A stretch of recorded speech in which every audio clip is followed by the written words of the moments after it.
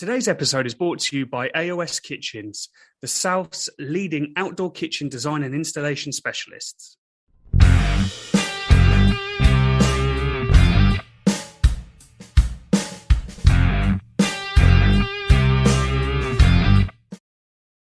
Welcome to another episode of the Meet and Greet Barbecue podcast. Today we're speaking to Ben Forte, who has a lot to do with Kamado Joe and also Masterbuilt.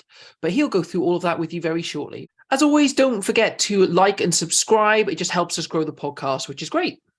Without much further ado, here's Ben. Hello, Ben. Thank you so much for taking the time to speak to us today on the podcast. For anyone who doesn't know who you are, please do introduce yourself. Thanks, guys. Thanks for having me on. It's been a long time waiting. I've been looking forward to getting on with you both. So, yeah, my name's Ben Forte, or sometimes known as Barbecue Forte on Instagram. But I'm the global marketing manager for a couple of barbecue brands and a barbecue chef, if you want to call it that. I don't call myself an influencer. I've just got a few people that follow me on social media. Done a few bits on TV, done some book writing, done a little bit of everything, really. Well, what a great intro. Let's start with, how did you land a dream job to work in barbecue all day, every day? That must be a fantastic job to do, right? Yeah, it's true, guys. Like I get asked that a lot. It's like, how do I get to do that? It sounds epic, and it is. I am lucky, and I think when you do a job that you enjoy that much, it doesn't always feel like a job, does it? So it is a lucky place to be. I guess like getting into it is a bit like you guys. Really, I started out with a podcast.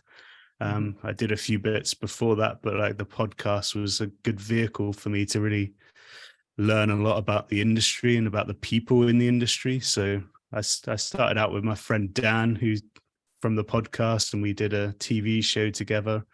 And off the back of that, we just started to pick up a lot of traction around this kind of barbecue world. We created the KCBS barbecue competition that we hosted down in Devon.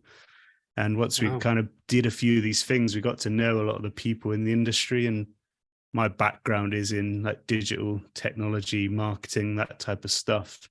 And barbecue was really just my hobby and what I loved doing. But I, at some point, managed to get that opportunity to kind of showcase my marketing skills as well as my barbecue skills and bring it together, and the rest's history, really, I guess. Yeah, no, that is absolutely fantastic, and yeah, I think we should obviously sort of take a nod to your podcast. You were running that for a while, weren't you? A few years ago. Yeah. Just out of interest, it's probably well documented how me and Dan started it and why we started it. But what about you and your Dan? What kind of made you get into podcasting originally? When we first got into it, we both used to sit in an office together and work together, and we used to just chat about barbecue all day in our office. And we used to always joke about, we should probably just record this because it's quite entertaining sometimes. We both listened to a podcast called Man Meat Barbecue. Mm-hmm. I think it was called that. I feel bad now. Man Meat Barbecue. It was a really big one. I think it's still going in the US, and it's a really awesome podcast. And we used to listen to that, and we would then come back in and we would start talking about what was on the latest one. So I was like, why don't we just give it a go ourselves? So we actually hired a proper studio. So at the beginning of all our podcasts, actually was like very overproduced for what it was. Me and Dan hired out a full recording studio. We had all these mics on booms around us. We felt like we were on a proper radio show. It had even had one of those lights above the door that says like live. So we were live recording. And like over the years, we gradually got less and less professional. So we gradually, not by choice, really, I guess. Like, if you followed the journey of the podcast, you'll see that Dan at some point gets a job and moves to Malaysia. So when he moved to Malaysia, it was a bit tricky to get in the recording studio. So it then became a bit like this one today over Zoom, or I think we were using Skype at the time because Skype had a recording section in it. So we were using that to record. but it was logistical nightmare of time zones, as you can imagine. Like, I'm sure you guys have guests from other countries, but it's all right when you two are in one country and your guest in another. But when you've got me in one country, Dan in another country, the guest in another country, the amount of episodes that ended up being recorded at the wrong time was ridiculous. But yeah, it was a great little platform, and it was actually the first barbecue podcast to exist in the UK, and I think we were probably in the top 3 barbecue podcasts in the world for downloads. And it's still crazy, to be honest. It still gets downloads all the time. It's been about a year since we did anything together now, but still last year the whole podcast had over 2 million listens on it, so it's incredible that it still gets those huge numbers now. Yeah. Is it something that you ever think, maybe never say never, but something that you think you might go back to at some point? Yeah, we talk about it a lot, and we do, and we get so many messages saying, when are you going to do another one? And we just decided we'll do like specials now. So if we've got a special thing we should do, then we'll bring it back for a special, but not on a weekly basis. Like, you guys dedicate too much time to it. Hey, what we've been doing is just batch recording, get as many done in a short space as possible, and then once you can no longer work your brain anymore, put them out and take a breather, because it does take a lot of time and organizing and everything. And particularly, like you say, if you're speaking to overseas people, what we tend to try and do is do 2 in a day, so we can get something done early, so we're then in the flow for 1 or 2 in the morning, because otherwise Owen falls asleep after 11. That was the same for us. I think the best we ever did was 4 in one day. Cool. And by the time we got to the last one, like, our question and chat wasn't great. I wouldn't have liked to be that last person we had to record with, because we were both like ready to go like 2 hours ago. So you said that like barbecue was a hobby for you before you started getting into the podcast. Was that something that was like brought into you when you were young? Was it family barbecuers, or how did that come about? Yes, yeah. I've kind of referenced it a few times, but I think it stems from my dad, to be honest. And like, he still barbecues a lot today. He's never been like the one that's creating these extravagant, crazy like things, or doing like low and slow American brisket. He's not that guy. He just cooked our dinner outside. Do you know what I mean? That was what it was. It wasn't anything that we didn't even really think of it as barbecue. It was just like, in the summer, we'd eat our dinner outside every day, and that was that. But then he would also be the one, like, if there was ever the rugby club or the rowing club or anything like that, he was always the guy doing the barbecue for all these events.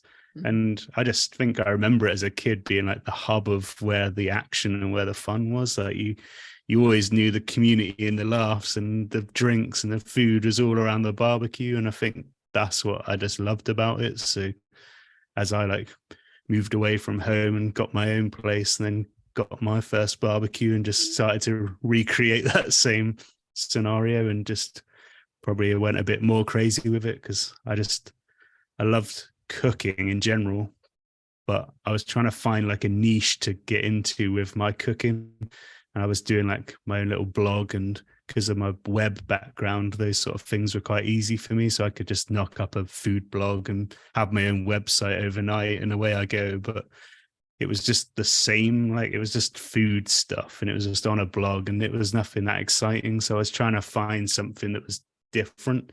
So I just thought, I wonder if I just cook everything on the barbecue, then that'll be quite different, because not everyone's baking a cake on a barbecue. And these days, to us, like in our community here, that doesn't sound that crazy, but at those times it was pretty crazy. People weren't baking cakes on barbecues. They were grilling sausages and burgers, and that was about it. So the more I got into it, the more adventurous I got, and the more it became a thing. And you just got known as Barbecue Ben, the crazy one that bakes cakes on barbecues. Whilst it's snowing outside. Yeah, exactly. Yeah, weather, that's not a thing. I've grown out of that a little bit now. I've become a bit more of a fair weather barbecuer, but I shouldn't admit that, probably. To be fair, I actually haven't done that much barbecuing over the last couple of weeks. I've looked out, it's raining. Nah, no, don't worry. So what was your first barbecue then? I'm interested to know.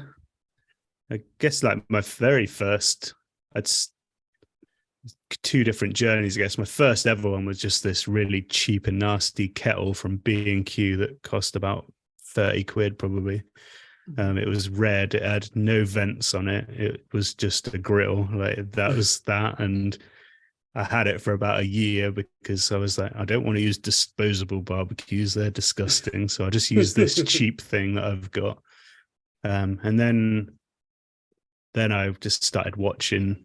It's funny enough, I've just recorded a video yesterday outside, and hopefully you guys have seen them before, but it's a burger where you stick your beer can in it and then you like hollow it out, and it's like a beer can burger where you like stuff it full of food inside. That I watched Barbecue Pit Boys years ago on YouTube. Those like rednecks, the big beard. I know what you mean. Yeah. And they were doing some, I don't know if it was that one, but like they did a load of videos and I just thought this is cool. And they were cooking everything on the Weber kettle. And I just thought, well, that I need to get one of these because look at all this amazing stuff you can do on it. So I'd say my first proper getting leveled up in barbecue was probably when I got a Weber kettle. Fantastic. And so you mentioned obviously now that you're working with Kamado Joe and Masterbuilt. So how long have you been their global marketing manager? How long's that journey been for you? Yeah, so I've been doing that job full time for 5 years now.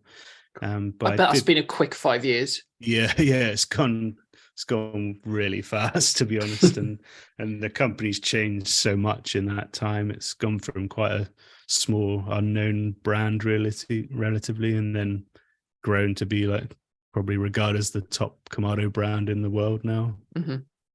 So yeah, it's been a cool journey to be a part of, to take it from that small thing to this big global sensation. So it's pretty exciting, really. Done something right with the marketing. yeah, I think it's the marketing guy. He's the one. We should really probably get him a pay rise or something, I guess. I don't know if you can get your listeners on board with like voting or something. I don't know. I'm sure we can sort something out. The thing with the Kamado as well is you can do so much with it. So if someone's thinking about making that sort of leap, from a beginner's point of view with using that type of grill, what would you suggest people look at and what can people expect from it? Because it's so different than using other types of grills. Yeah, it is so different. And I'll be honest with you, I don't say this that much, but when I first got one, I didn't use it that much because I thought I was cheating. Like it made everything like really easy, like all these like challenges and difficulties I'd had with my Weber kettle, and I was building little like blocks all around the outside and making a snake to burn it around, and like all these things I enjoyed doing, but they are a hassle. And when I got the Kamado and you just like fill it with charcoal, light it, and then just set the vent and it does it, I was like, oh God, I don't know. I'm not sure if this is real barbecue because it's too easy. So I think like, yes, to a beginner, it looks daunting, but actually once you get it, you actually realize it's probably the easiest barbecue you've ever had to cook on.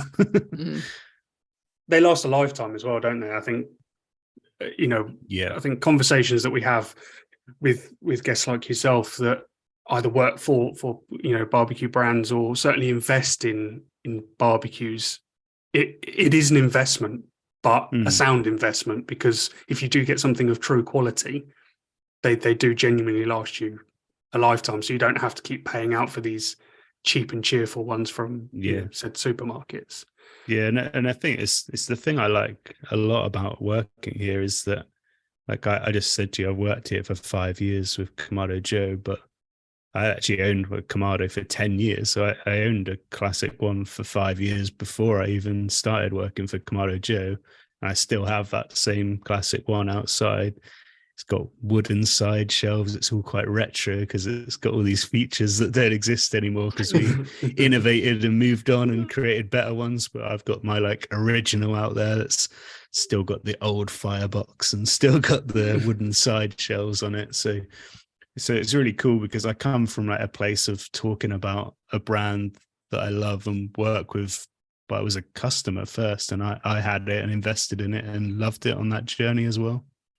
Plus, they're beautiful. They're a focal point for the garden. Yeah, they are. Yeah, and like often you do get people say, "Oh, I don't know, red," like, but it's just such a like bold statement in your garden. I love the look of it, and I think it contrasts so well in your garden against different things. So I absolutely love the color of red, and you just see it. And whenever you see that little glisten of red anywhere, you just know it's Kamado Joe.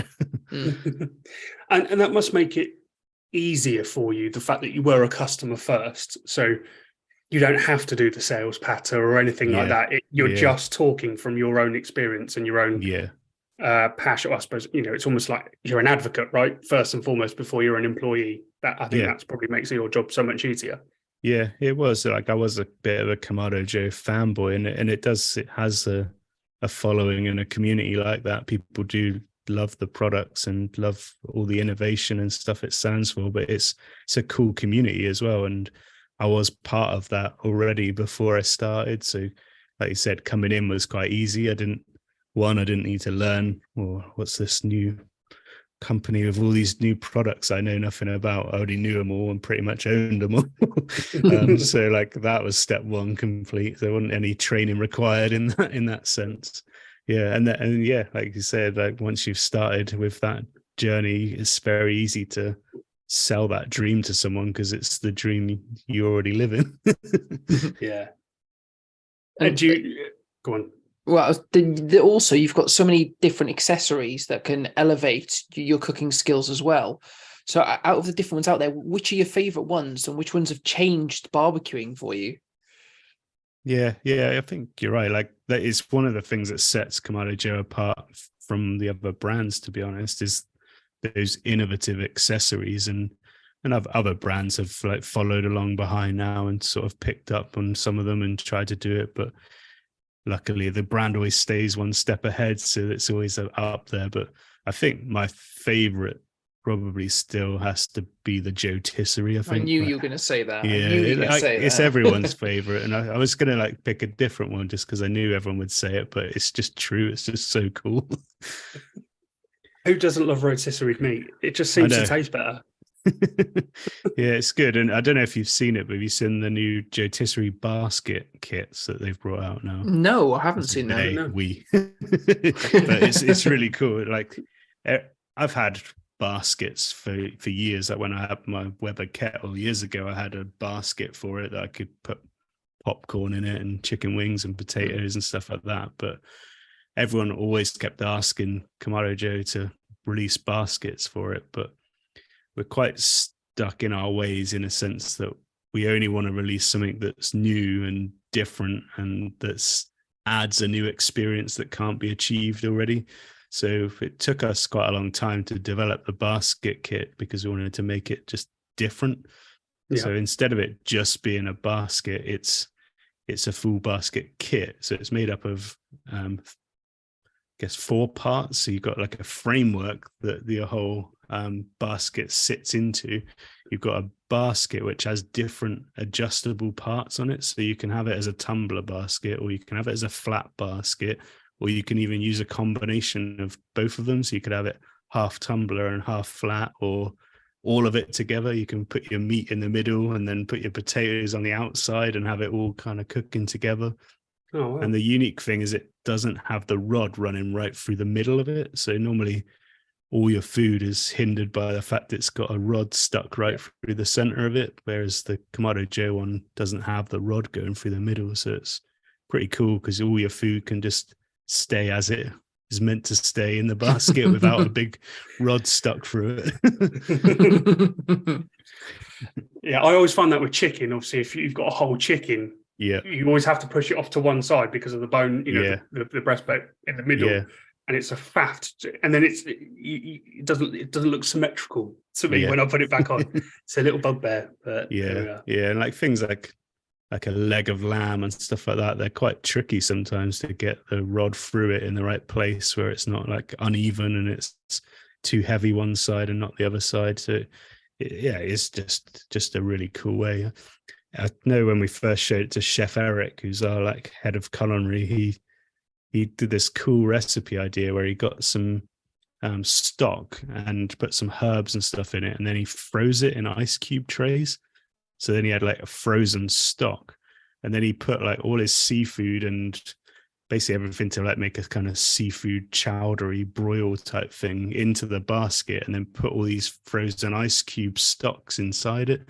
So then as it cooked, all those ice cubes melted and steamed and added infusion into the flavoring. And it was just a really, really cool idea. And I've yet to try it. He sent me the video, like stupidly, it was like 2 years ago, because it took us that long to like get the baskets out there. But now that video is so cool, and I still haven't got around to trying it. I need to go back and try it. You've reminded me. That does sound awesome. Masterbuilt is another brand, obviously, that you work with, and I think, Dan, you're going to probably be particularly interested to pick Ben's brains on this, because me and Dan were having a conversation recently. Dan's got a different type of Kamado, and you're potentially looking at upping your barbecue collection. You're looking at a Masterbuilt, aren't you, Dan? So yeah, the Gravity-Built, like the way that it feeds in as well, fascinates me. So when you look at other kind of type of grills, you don't see anything like that, and quite often the different type of barbecues in that sort of style are more like pellet related, whereas that I don't want to go down that road. And you don't see anything else like it. Like the Gravity series, it's original from Masterbuilt. There isn't any other grills on the market that have got that technology in them. Like Gravity-Fed, Masterbuilt didn't invent. Like that did exist in the commercial setting before. You could buy these very big, expensive ones to use in a commercial setting, but no one had made that and harnessed that technology and like made it controllable as well. Like this is controllable through an app on your phone and through this control panel. So it was, how do we make that accessible for people at home, and how do we make it so it's even easier to control, so you don't have to be like an expert pit master in a kitchen to know how to use it. So like you said, it's got a hopper on the side. You fill it up with charcoal, you stick a fire lighter in the bottom, light it, and then set the temperature, and it does all the work for you. So if it needs hotter temperature in the grill, it just blows more air on the charcoal, so it gets hotter. If it needs to cool it down, it just starves it with oxygen and makes the temperature drop again. So it really is just making charcoal barbecuing as easy as gas barbecue. Or pellet, like you said, like pellets is also very easy, but for us, it's all about charcoal. We just love the flavor and fun you get out of real charcoal. Yeah. And can you mix wood in with that charcoal as well to sort of burn and give you the smoky flavors? There's two different ways. We always recommend people just put some wood chunks into the ash basket at the bottom, so as the hot coals drop down onto it, it'll smolder, and then the smoke has to go up and through. So that's how we recommend it. But I've seen a lot of people like mix it through the charcoal, so there's like a bit of wood and charcoal. Actually, I can't recommend it, but I have actually seen someone run it completely on wood as well. Cool. But, I haven't tried it and I wouldn't recommend it, but I have seen it happen. It's also like the geek in me loves it. The very first episode we did with 256 barbecue, and he waxed on for almost 2 hours about how much he absolutely loves his. And the more that I've got into the community itself, the less excited by pellets I am. But the gravity-fed charcoal still keeps turning my head and turning my eye. But you can get so geeky with that app as well.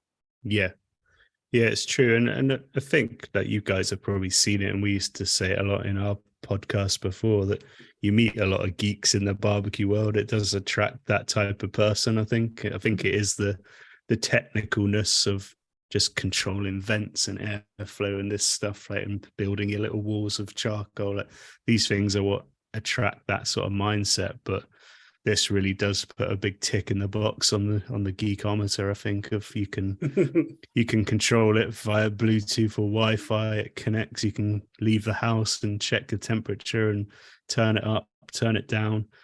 But you also don't have to, which is quite cool as well, because you don't there's like some technology out there where it's like your only choice is you have to use your phone to control it. And then I find that a hassle as well. So I like the fact that this has got both options. You could never connect a phone to it ever, and you'd still be able to have a great time with it.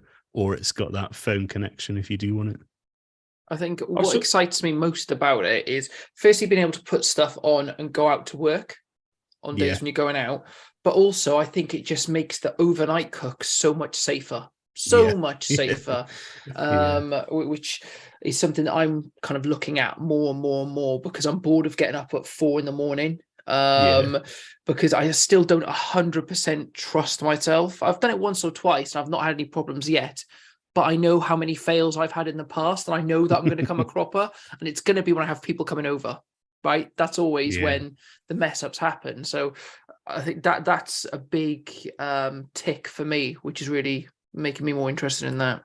Yeah, definitely. I think one of our marketing campaigns, we said like no more babysitting charcoal. Like, you can go to bed and eat with ease. We did some like good fun videos of a character, we call him Charcoal Man, when he's like seeing his neighbor setting up his tent in the garden, ready to babysit his smoker all night, and he's off to bed. You just check on his phone, it's fine. I saw a video that you'd done fairly recently where it was like a pop-up Masterbuilt that you almost took to the moors or something. Yeah. Which was quite a cool little thing, and you were making coffee and things on there. Was that charcoal fed? Yeah, that's the new Masterbuilt portable. So it is gravity fed, but very small, because the hopper on it's like only probably 10 centimeters deep or something like that. So it's quite a shallow hopper, but it's got that same kind of technology where you light it at the bottom, then you set the fan, and the fan blows the air and controls your temperature. It doesn't have like connect it to your phone and Wi-Fi and stuff, because we imagine that people that are out camping probably don't have Wi-Fi in the middle of a field somewhere. but it's still got the control ability of like set the temperature, and it just keeps it there. It can run for about 4 hours if you set it on like a 110, like low and slow temperature. You could potentially, we've done it in the office, smoke a brisket on it. You have to reload it a few times with charcoal, but it can do it. I was just about to ask that question, actually. How long do you actually get what burns do you get off that? But 4 hours is pretty impressive. Yeah, 4 hours on like a low temperature. If you're grilling like hot searing stuff, then you probably get 45 minutes to an hour out of it. But if you set it on a low temperature, you get a lot longer.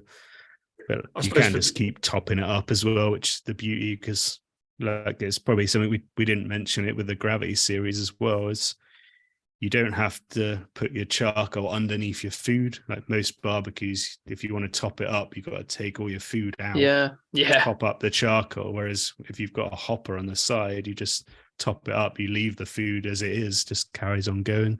So you kind of got that same feature in the portable as well, that the charcoal's set to one side, so you don't need to remove all of the grills and take everything off. You can just keep topping it up. I think even 45 minutes, I suppose, if you're out camping, you're probably going to be doing hot and fast grills for your coffee, your bacon sandwiches or whatever anyway, aren't you? So that's But even like if you spatchcock a chicken or something, like you can cook a spatchcock chicken in 40 minutes, no worries. Yeah. Actually, talking about chickens and stuff, just to sort of move away from the barbecues a little bit. When it comes to actual cooking itself, do you what's kind of your favorite things to cook on the barbecue? Favorites? There's multiples. Yeah, it's tricky, isn't it? It's too many. How do you pick your favorite child? I was waiting for you to go dead animals. How do you pick your favorite dead animal? No, I don't say it that much. I'm sure it got documented in the podcast at some point, but I was a vegetarian for about 2 years previous to getting really into barbecuing. But I find it's good because it's had a heavy influence on the way I cook and the way I eat. So I'm not eating meat every single day of the week. Like I quite happily can just have a meal without meat in it. I do love it as well, but it's not a big thing to me. I do eat probably 4 times a week as vegetarian, so like I'm I'm into it. I like my veg. It's not just a side for me. And you still grilling? Are you still using the grill? Yeah, for the veg. Yeah, still use it, and it's like the best way to add flavor to veg, isn't it? Because like you can, like, veg can be pretty boring. Like, let's all be honest. Like, if you boil or steam a vegetable, it doesn't really do a lot for it. But give it a kiss of fire and flame, a bit of charcoal, and that makes anything taste good, doesn't it? Well, yeah, I wouldn't want to boil an iceberg lettuce, to be fair, whereas charring it up, certain restaurant establishments have made a career out of it. Do you know what I mean? Yeah. So I don't know what my favorite is. I think I usually say probably beef, to be honest. I do think beef is my favorite and the one I can always go to. I've got obsessed with Meat Matters. Have you seen Meat Matters? The ex-dairy cattle. I love it. I think it's the best beef I've ever eaten. I think it's incredible. So I try and eat that like once a week if I'm lucky to have like a nice treat. But yeah, outside of that, probably I find chicken can be boring, but it's also very versatile. Like, you can do so much with it, and it works with so many different things. So I eat quite a lot of chicken because it's quite healthy and versatile. So that's why I love it. But yeah, I'll stick with beef being my favorite, I think, and probably just some sort of like ribeye steak or something like that. That's simple and good. I think like there's so much you can do with beef as well, because chicken's versatile and it carries flavor, don't get me wrong, but you can have every type of meal with beef, going from thinly cut and raw with like an amazing steak, right the way through to, let's cook this for like 16, 18 hours and literally make it so it melts like butter, which I hope nobody's cutting up bits of raw chicken to have as like a starter. And I think an 18-hour cooked chicken's probably not going to be that great either. No, exactly.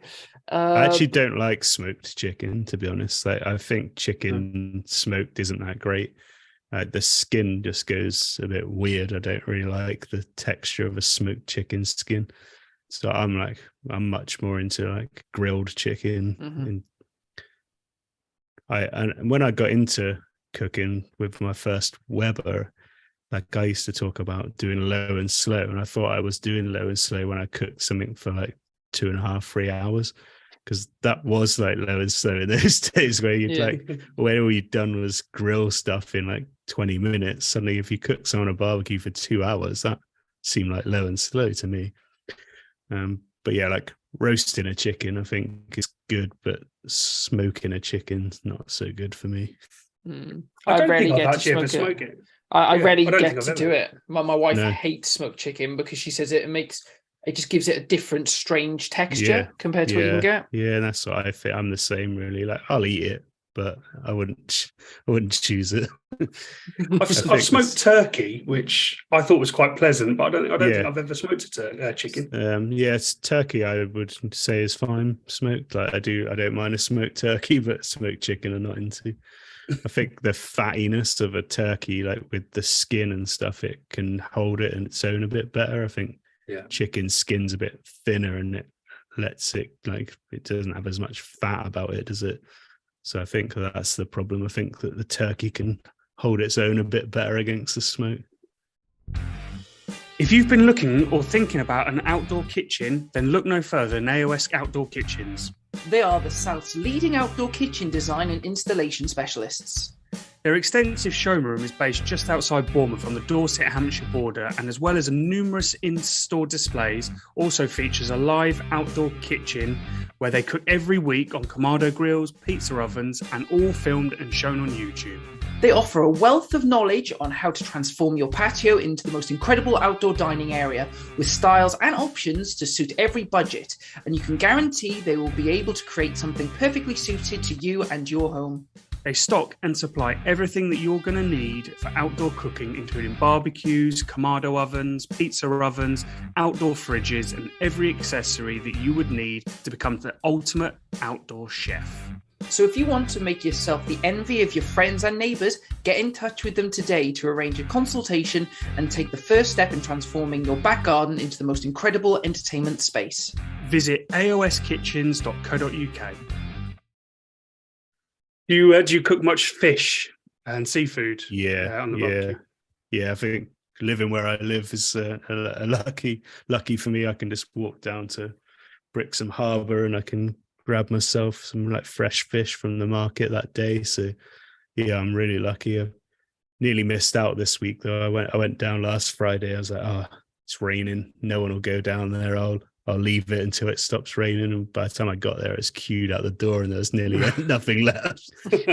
So I just had pollock last week, but normally I go for like monkfish or something like that. I think monkfish is really good on the grill. It really holds up well. It's almost steak-like in its texture. You can cook it, you can let it rest, and it comes good after you've let it rest for a bit. And it's another versatile one if you want it curry flavored. It goes good in curries if you want it. Love monkfish in a curry. Yeah, it's just great. Like monkfish, like curry monkfish tacos are amazing. That's something I love to have. And another popular one I get a lot of is skate. Skate wing is a really good one.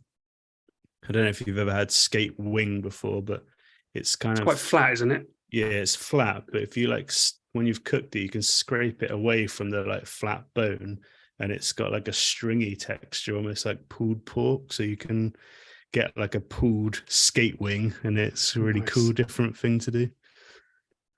Funny enough, like on your phone, I don't know if you've got like an iPhone or whatever. I've got an Android phone, and if I sort of swipe to the right on my home screen, Google populates sort of web stories related on stuff that I search. I saw an article that come up a couple of days ago, and I couldn't believe it. It was five foods you shouldn't cook on a barbecue. I can't remember where the source was from, but they were saying you shouldn't cook bacon on a barbecue. Basically, they were saying because the fat will drip onto the coals. Just flare up. But everyone should cook bacon on barbecue. Everyone should cook everything. But fish was another one. Yeah. I saw that article, and every single thing they said not to cook, I thought that's what I do cook all the time. Yes. Yeah, pretty much. So I didn't know if it was just the clickbaity thing of like, let's list all these things that people do cook, or if they just genuinely had someone researching that didn't have a clue what they were talking about. I don't know. But I think that's the shame of it, though, isn't it? That for people like us that have obviously been barbecuing for quite some time, we just know that that's fine. But if someone that wants to test barbecue, they see this, or it's on the internet, it's got to be true. Yeah. So, and it's a shame because actually the flavors that you can get from fish and bacon, and I can't remember what the other couple were, but they elevate it so much, but they're not going to try it because an article has told them not to. Yeah. It's such a shame. Yeah. When you talk about Kamado Joe, there's two good accessories for Kamado. Well, three actually for fish cooking. The soapstone is a brilliant surface for cooking fish on. It's really like naturally non-stick. So that kind of thing of fish sticking to your grill just doesn't really exist when you use a soapstone. It's like almost, I always say it's like an ice skating rink. You can like put your fish on it and it just glides around. So that's perfect for it. We have another service called the fish and veg surface. Clues in the title there. That one's a stainless steel one, and it's not really any different to just a normal stainless steel grill, apart from it's flat. So you can easily like get underneath your food with your fish slice if you're trying to pick it up. And it's got kind of tighter tines, so the bars are closer together. So it actually doesn't even have bars. They're like laser cut holes in a sheet of metal. But it means that stuff doesn't fall down through it so easily. So it's perfect for cooking like more delicate, smaller things. And then finally, you can do fish in the new rotisserie basket kit as well. So if you use the flat basket, you can put like whole fish in there and turn them around. Awesome. So one of the things that we hold dear on the podcast is our barbecue fails. So we'd love Perfect to hear timing, Ben. that is, because Yeah. I don't know if you just noticed me like starting to laugh then, because as you said it, I was going to say, "Oh, when's your fails part of this podcast?" because I've just thought of mine. Perfect. Well, yeah. Please tell us your story. So it's I guess I can tell you two stories, and they're like you never learn your lessons, a type thing, I guess. But so there's one of our sales managers in Germany. He really needed some photos of fish hanging inside a Masterbuilt electric smoker. So I was like, yeah, no problem. I'll go down the harbour, get some fish. I'll hang them, smoke them, get some shots for you. So I set it all up in my garden, went down, got the fish, hung them all from these hooks, put it all in, got some good photos, video, shut the door, set it to go for like an hour of smoking. It's these electric smokers, you just kind of set it and it does it all itself. You don't do anything with it. I came back in an hour, thought, let's have a look, opened it up. Every single fish had just dropped off the hooks down into the bottom, into just a messy pile of fish. It was just disgusting. So I've got the photos of that. Maybe I'll share them with you guys afterwards. So you can see. Yeah, please. But we do, like, if you look in like Masterbuilt sales materials, you'll see the photos of the fish when they were at the beginning, but we just never see them cooked at the end because they never made it.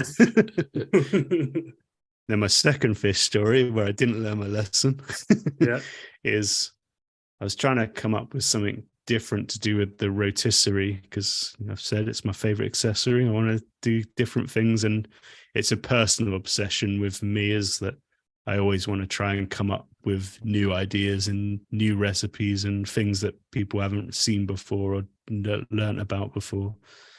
So I thought, and this was before the baskets came out, I wonder if I can cook like fish on the rotisserie in that style. Like you've probably seen, I think like the Germans do it. It's quite popular, where you get a fish and you put a wooden kind of skewer all the way through the middle of the fish, and then you just cook it on the grill on a wooden skewer, like a chunky wood, like not just a thin one, like a chunky bit of wood that you'd cook it on. So I thought, if I got some wood, if I drill a hole in each end of these rods, I can put the rotisserie prongs like through these bits of wood. So I'd have like 4 bits of wood going around the outside, each one with a fish on it. And then it would turn around and I'd cook 4 fish on the rotisserie at the same time. So got it all loaded up, looked amazing, got photos of it, set it going. About 20 minutes later, I thought I'll have a little look how it's going. They were just like flapping around by their heads inside. And then the last, as I opened it, the last one just flapped and snapped off into the fire at the bottom. So yeah. That's my second fish fail. Nice. My first one, the guy down at where I bought my fish from, he did tell me, he goes, "Oh, you'll need to cure this a bit first so that it tightens it up, so that if you're going to hang it, it doesn't just get hot and fall apart like fish does." I was like, "No, I'm a barbecue expert. I know what I'm doing, mate." Wish I'd listened. So how many times since have you done the old wood trick? None. I've got more wood out there ready to do. It took ages as well, because you imagine the prep of it is like, step one is I had to get a drill and drill holes in the end of all these wooden skewers. So that took ages of like trying to balance it and not drill through my hand to get it all made. So by the time I'd finally made it, and I drilled it out the first time, and if you don't get the depths all the same, like the rods don't line up properly. So it took me probably like an hour of prep just to like get the wood bits right at the beginning. Oh. And then, to be honest, they were a bit too thick for the fish that I had. So like puncturing a big thick like centimeter square bit of wood through the middle of a small fish wasn't that easy either. So I'll try again at some point. but I can't say how soon that will be. No, I don't blame you, to be fair. We've got the rotisserie basket kit now, so we don't need that anymore. So that's the innovation. That's what it solved the problem that people were having. Me, it's my problem I needed to solve. I had a mini barbecue fail last weekend. Two on different days, but the first one was I got told off quite a bit by my wife because I don't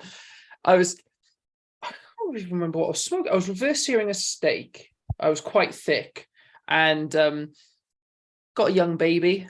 He's 3. He was 3 months 2 days ago, or 4 months, I should say, actually. But I was like, oh, just take that. I got the baby out. I'll just go out and had him in one of like the carrier things where he's like against you. So I'm just gonna open the barbecue to have a look at the steak, and decide to open it up, and smoke flies up as my wife's coming out. Like, get that baby away! You're smoking the baby, and he stank of smoke even after we bathed.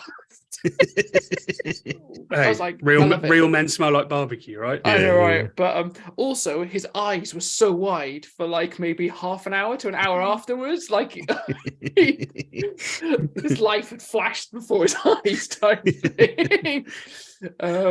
So yeah, don't do that if you don't want your wife to shout at you. The other thing that I did was, we've got 2 cats now. We always used to have 1 cat, and we've kind of adopted one from a neighbor who's had to move away. And cat's never, ever gone up for food left on the side at all. So it was like, right, I'll deliberately cook more chicken than we need that we're going to have on skewers.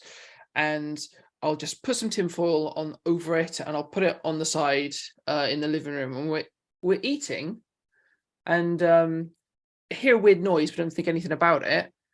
And we turn around because there's a bang, and the new cat has jumped on the sideboard, which I've never seen the cats go on before, peeled back the tinfoil and picked up the skewer of chicken, and tried to run off with it. So, secure your meat as well afterwards. You've got pets about. So it's been an eventful weekend for me. Did you smoke the cat as a punishment? I was going to say, when you said we used to have 2 cats, I was like, I don't know where this is going. It's a dark one. I'm not skinning that. Do you know what I mean? I don't want to peel a cat. I'm not trained to peel a cat. You know. Could have been one of those ones with no hair. Yeah, well, that would have been easier. Yeah. Ben, you mentioned that you're a barbecue chef as well, obviously, and you do barbecue recipes and things as a hobby and for your job. Do you go out demoing and kind of do events and festivals and things like that? Cooking for people? Yeah, I have done a lot. These days I do less. I do a lot of travel, but I don't do as much cooking at events as I used to. I bring a lot more people with me now that do a lot more of the cooking, and I just stand back and take the glory, really. But no, I do. I get to go to a few, but less than I used to. When I first started, it was pretty much every weekend I would be at a different event, a different retailer all over the country, or a food festival, or any sort of demo, and then I'd be traveling all over Europe doing the same thing in all different countries. So I got to travel a lot, and I've traveled the world with this job, to be honest. I've been to the US, I've been to Australia, I've been all over Europe and Scandinavia. So I've done a lot of cool cooking in cool places. But these days I do a lot more just talking about the brand and talking about how great it is and how you should all buy one, and leave the cooking to the real chefs. I sometimes call myself a chef, but I often like to just say I'm just an enthusiastic home cook, to be honest, because I have no proper chef training, but I have cooked for thousands and thousands of people around the world, so I think it kind of qualifies you sort of as a chef, but only by default, that if you can cook food and people eat it, then I think suddenly you're a chef. Well, talking about that, I think this is probably a nice segue into our barbecue bingo, talking about cooking for lots of people. I'm quite nervous about this bit. No, I hope Cat's not on it.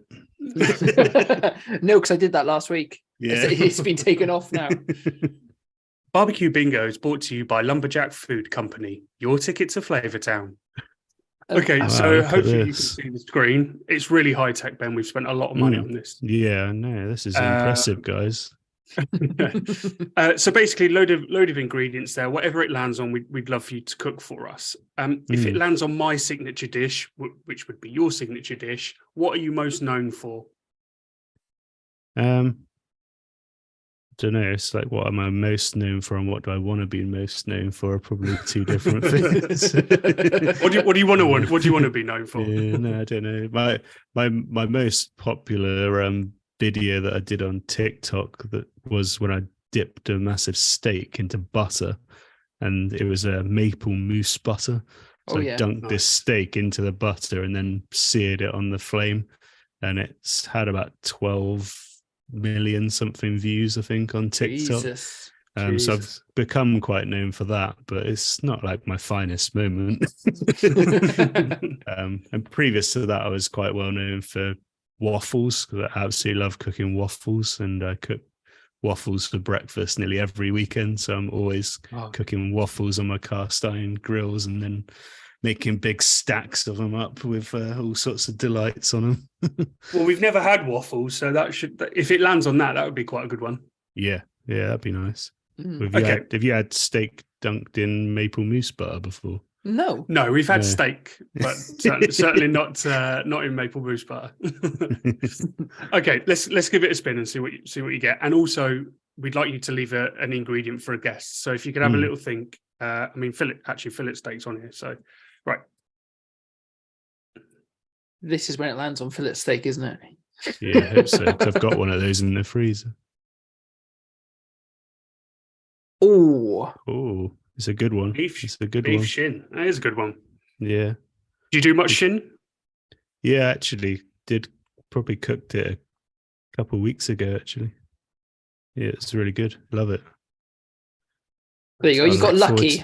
Yeah. The last episode we did, we got almost told off for the answer he got. Yeah. So it's nice. It's nice to have a happy person. Yeah, no, I like it. It's good for me. It's just, I guess the challenge for me with this is because I cooked it quite recently. Like, I'm obsessed with always coming up with something new. So that's the challenge for me, is how do I come up with something that I haven't done with beef shin again? Beef shin, so make it taste like chicken. Yeah. Beef shin waffles. Yeah. During COVID time, I invented the waffle burger, where I got the mince meat and put it in the waffle iron and pressed it, and then I made that to be the actual burger. So then, imagine, like, normally when you put a burger and you squirt your sauce on, the sauce can just like slide off the sides. But if you've got a waffle, it's got these holes, so you can like put sauce in it, your cheese goes in it, and it's like ultimate condiment containment. I'd love it. You could even do different sauces. Yeah, you can. Yeah, little sauce in each hole. It's genius. Even if I do say so myself. What ingredient would you like, or dish, or something would you like to leave for the next guest? Does it, like, are these ones that are on here? Does it matter if I say something that's been on it in the past, or is it got to be something? Mainly because we can't remember all of the stuff that's been on here in the past. So you had goats on here before? I don't think we have, but I'll put it on. It's really good, like very underrated. And any particular part of a goat, or just goat in general? No, I think we let someone choose which cut they want to go for. They can have the category and go for it. Let them kid themselves, yeah. Yeah. He's full of them, isn't he? I see why you joined up with him. Yeah. Shit pun specialist. Yeah. We used to call him. Oh no, what was it? We used to call him the cunning punt. Yeah. Yeah, you nearly got that wrong then, didn't you? I did, yeah. The family show. It's a family show. He likes it when he gets it wrong, though. Yeah. Any excuse. Yeah. So, Ben, when we did our I don't know if this is, I didn't even ask that question at the beginning. Is this a clean podcast? Because me and Dan started ours off as a clean podcast originally, and we used to have to do that at the beginning. We'd have to say to people, please do not swear, and we'll cut it out if you do. And we would have to go back through and like cut out anyone that swore by accident. And most people never did, but The one where we forgot to say it was DJ Barbecue. Like, we were really excited because we had him on, and it was like, oh, awesome, what a great guest to get on. We were so excited, we forgot to tell him it was a no swearing podcast, and he just swore like all the way through it. It's like the worst editing job I ever had to do. So after that episode, we then went, should we stop doing a clean one? Should we just let it be explicit from now on? I'd say probably 95% of the guests mainly keep it clean. Yeah. Because it's so few and far between, and every now and again it's a shit or a fuck. Yeah. It's not too we would edit C words out for sure. Yeah. Like fish. But we just God, he's good, isn't he? Careful, I might steal him when I want to start my podcast back up again. Take him, Ben, please. Just take him. The problem is I don't turn off. It gets boring quickly. So, Ben, is there anything else that you'd love to sort of have a chat about that we haven't spoken about yet in regards to barbecue, or the brands or partnerships that you do? No, I don't think so, guys. I'd probably like to just mention, because it feels current, and I don't know when this episode's coming out, so maybe it's like a long way off. This will be June, maybe July. It will come out. Oh, will it? Okay, cool. Well, we've just released like an amazing barbecue. Yeah, it's cool because we have, like, we've just announced now, and obviously by the time this comes out, it will be here in the wild. But Kamado Joe's just released its latest barbecue called the Connected Joe. So we've just released, it's been announced the other day, and then it's going to be for pre-orders from the 15th of April. And it's the world's first digitally connected Kamado barbecue. So now you just tip your charcoal in, press a button, it lights the charcoal for you, so you don't even need to use a firelighter, and then the fan gets up to temperature and controls it. So it's kind of crossed that bridge that we talked about earlier on of like, this is a different type of barbecue. I'm not sure if I know how to use this, and it's a bit of a learning curve. We've kind of taken that part of it away, so the person that does want to just press a button and set the temperature, they can now have that fun in a Kamado as well. Awesome. And is that app connected or? Yeah. So all connected up to the app. Even on the actual display, it's quite like premium in look. It's got graphs on the display. So if you've got your probes into your brisket, you can see it growing up and see it go through the stall, and you can watch that same graph on the screen or on your phone. It replicates the same stuff through the Wi-Fi. And if you do want to go like back to classic mode, you can still do that. So if you don't want to use the technology on it, you just want to use it like a normal Kamado, you can just switch it off, and you can just use it for what you want to use it for. And it's got key settings for the different modes. So if you want the rotisserie or the dojo for pizzas, then you can press a button and it switches the settings to calibrate it perfectly to do that optimization for that setting. That sounds awesome. Talking about geeking out on technology, that is that's the ultimate Kamado geek out, that one. Sounds good. Well, it's been an absolute pleasure having you on, Ben. Thanks for talking to us, and hopefully you say you don't get to go to too many events cooking and stuff, but hopefully we get to see you at some point this year. I'll be at Pub in the Park, but that will have already happened by the time this podcast comes out. I think the Royal Highland show maybe will be around the sort of times that this podcast comes out. So I'm at shows like that. If my wife heard me say, no, I don't do them anymore, she'd be like, well, why are you away every single week then? So I'm away a lot, but not as much as I used to be. Well, finally, just one more plug for yourself. How can people find you and all of the things that you're involved with?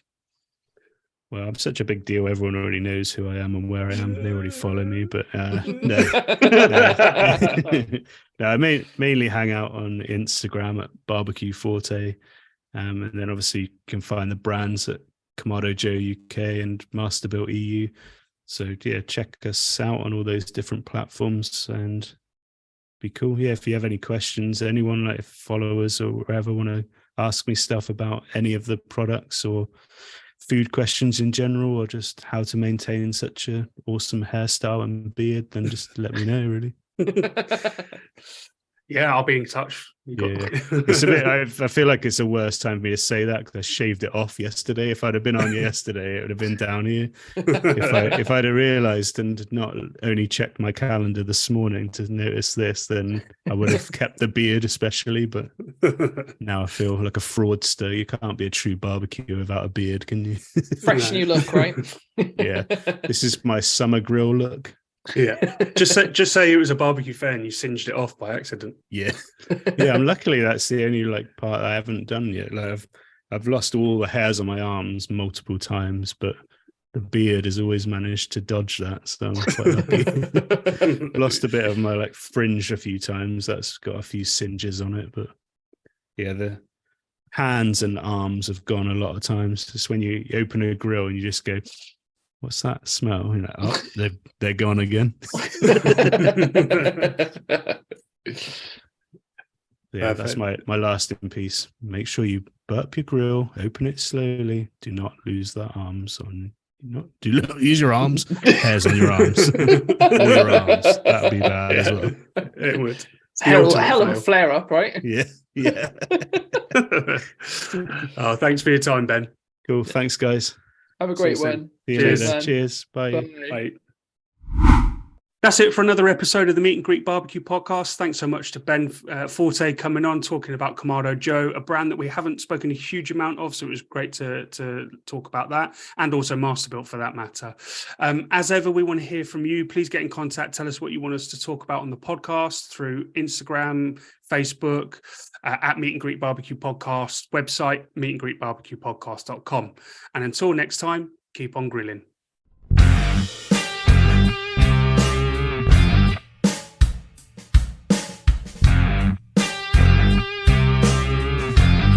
Today's episode of the Meet and Greet Barbecue Podcast is brought to you by AOS Outdoor Kitchens.